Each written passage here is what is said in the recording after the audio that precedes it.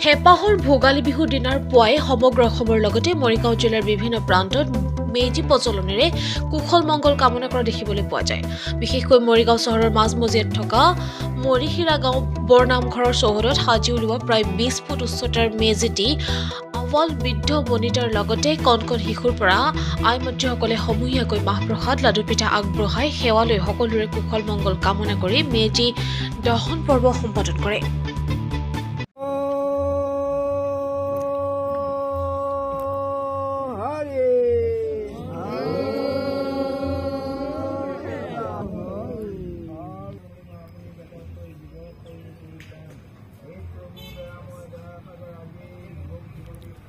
আজি বৰনামঘৰতে ভেলাঘৰ সাজা হৈছে। ইয়াতে যদি কিবা ভুল ত্ৰুটি অপৰাধ হৈছে হাৰি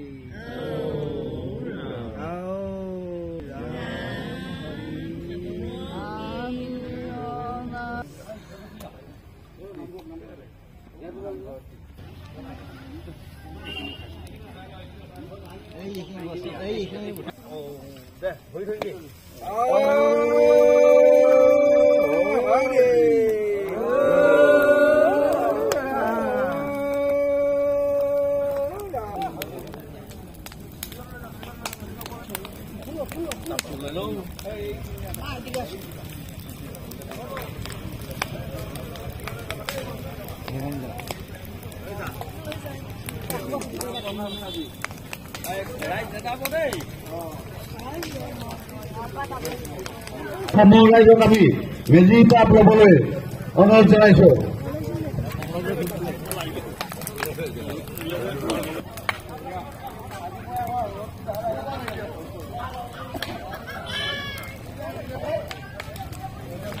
জনাব আছিলে কিহৰ কাৰণে এই পৰ্ব ৰখা হয়।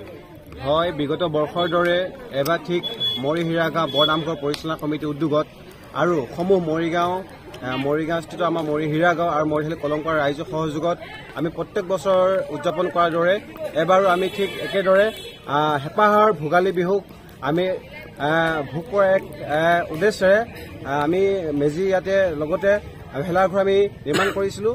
গতিকে আমাৰ যি এটা ঐতিহাসিক বা ঐতিহ্যমণ্ডিত আমাৰ ভোগালী বিহুক গাঁওখনৰ আবাল বৃদ্ধা বনিতাই সহযোগত আজি আমি ভেলাঘৰ হওক বা মেজি যি আমাৰ কাৰ্যসূচী আমি সম্পন্ন কৰিলোঁ। আৰু ইয়াৰ পৰা আমি মৰিহিৰা গাঁওবাসী ৰাইজৰ এটা আমি কামনা কৰিছোঁ যে আগন্তুক দিনত মানৱ জাতিটোৰ যাতে একতা এনাজৰীডাল সদায় যাতে সাংঘাতিকভাৱে যাতে একত্ৰিত হৈ থাকে।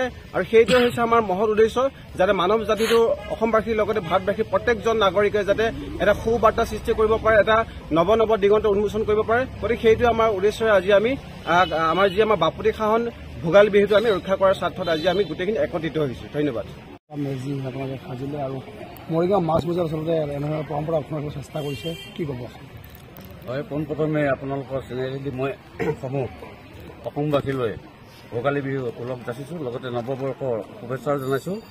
আমি প্ৰত্যেক বছৰে আমাৰ মৰিহিৰা গাঁও বৰনামঘৰত এনেকৈ যিমান পাৰোঁ ওখ কৰি মেজি বনাবলৈ চেষ্টা কৰি আহিছোঁ। তথাপিও আমাৰ হেঁপাহ এতিয়াও পলোৱা নাই আৰু ওখ হ'ব লাগিছিলে।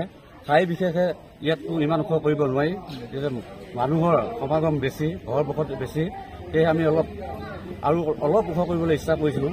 তথাপিও যিখিনি হৈছে এইখিনিয়ে ধৰক সকলোৱে ভাল পাইছে। অহা বছৰ যদি পাওঁ আমি আৰু অলপ ওখ কৰিবলৈ চেষ্টা কৰিম। আৰু লগতে সমূহ মৰিহিৰা গাঁও ৰাইজে আমাক যিখিনি সহযোগিতা আগবঢ়ালে আমি তেখেতসকলকো ধন্যবাদ আৰু কৃতজ্ঞতা জনাইছোঁ। বিশেষকৈ আছে যে এই মেজিৰ জুইয়ে সকলোকে যি অসমীয়া শক্তি নাশ কৰে আৰু এনেকুৱা কিছু পৰম্পৰা আছে। হয়, তেনেকুৱা হয়। আমি শুনি আহিছোঁ, আমাৰ ককা দেউতাহঁতেও কৈ আহিছে, মেজি যেতিয়া তাপ ল'ব বছৰৰ মূৰত ভোগালী বিহু উৰুকা পিছদিনাই আমাৰ ভোগালী বিহু হয়। এই বিহুৰ দিনা সকলোৱে আহি মেজি তাপ লয়।